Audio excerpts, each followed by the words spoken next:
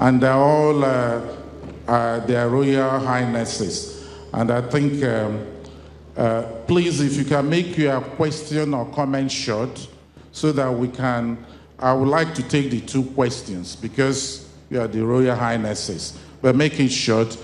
Please, the discussants, I'm going to use Occam's razor as an economist.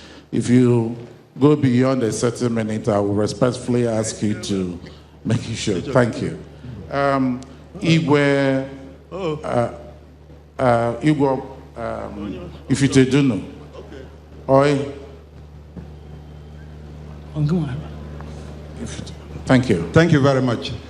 Please, we know that eradication of poverty is one of the sustainable goals. And we also know the place of power or electricity in ensuring that poverty is eradicated in our community. Particularly in this part of the world where we know that our people are very industrious and would benefit very much. Is it impossible to give or unbundle electricity supply in Nigeria, make it like it used to be, where zones or sections of the community of the country are able to generate electricity and supply, so that our people can involve themselves in not only industrialization but in small-scale manufacturing, and that will therefore reduce poverty in our population. Thank you. I will redirect that question. That question will not be answered by UN resident coordinator. I will redirect it to Ben Akabez at some point. Please. His Royal Highness Igwe Pius Omachuno. My question is to the resident director. Your Excellency, if I take it that ownership is one of the critical success factors, what are the other critical success factors? Thank you. Okay.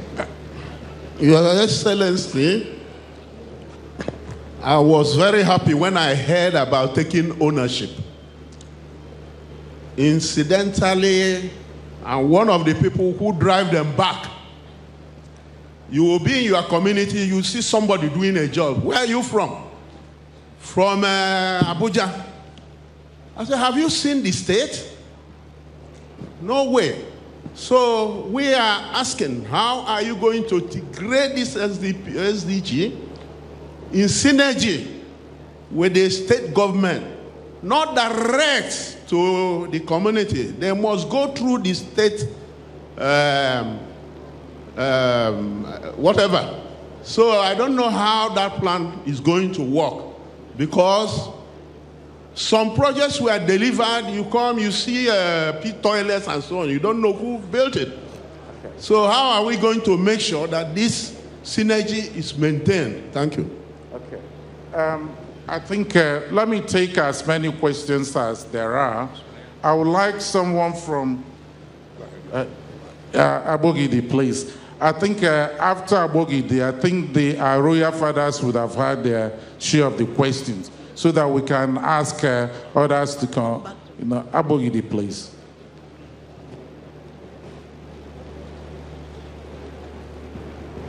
My points are just very direct. I think they probably go more to Ben Akabeze.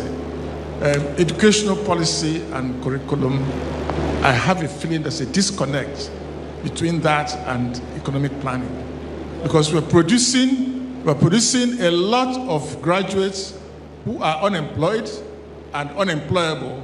If you ask the private sector over there, they have to retrain and retrain before they employ, and some organizations actually have their own universities that they retrain. The second point is that the average person who has a job, brick molder, iron bender, or even the young boys and girls that chase cars in traffic jam to sell, don't have time on a Monday, Tuesday, Wednesday, Thursday, Friday to go for demonstrations, IPOB this, IPOB that. So an easy win-win approach to expand the economy, to let the private sector employ more people, can solve a lot of problems in that direction. And finally, on the question of ownership, ownership must come down eventually to the communities and at the lowest level. And this is a suggestion to our Governor, His Excellency. Whilst we thank you for the 40 million naira for projects, the next tranches should be for communities to develop their own employment opportunities for their youth and get the government to approve that, and they can disburse the money, and we can get a better situation in our economy and keep the people quiet. Thank you very much. Can I take, I'm recording all these questions, and I invite the panelists to say something on each of them. Someone from the organized private sector, the chairman of Chambers of Commerce on Ichanewe and Oka, please, or the president. I can see your hands up there. Thank you very much. I'm pharmacist Uche Apakama, and I'm the president of the Chamber of Commerce. Mine, we have to go from the past to the future. And the SSA to the president talked about the MDGs. I want to see how we fared there. Of the 8 goals that we had in MDG, it was actually goal number 6 that was essentially done by the private sector that actually gave Nigeria the best performance. The goal number 6, about telephony, and the rest of them, and internet use. And they were driven by the private sector. In your SDGs that's upcoming, I don't know how much the private sector is going to get involved in it. Because in Nigeria, government alone has not delivered properly to us.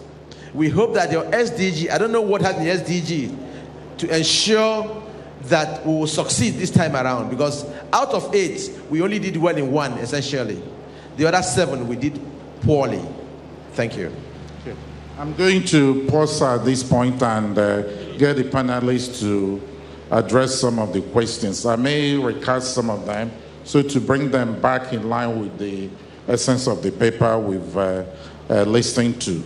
The first one is on ownership issue, which I think the 3 royal fathers and one other person mentioned.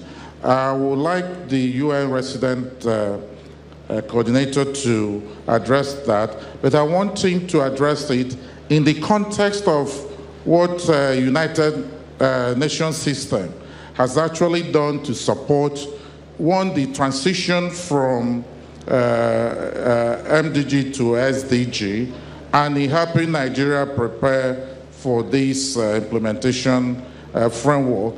And in addition to that, too, reflect on how UN agencies will be assisting the subnational governments, the state governments and the local government, to actually key in fully in the implementation of SDG.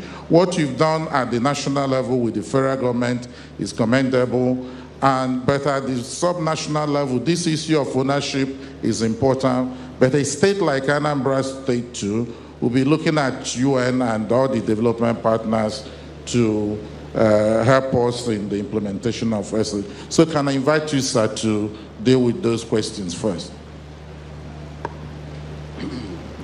On ownership, I want to recall 3 verses of the national item of Anambra to start with.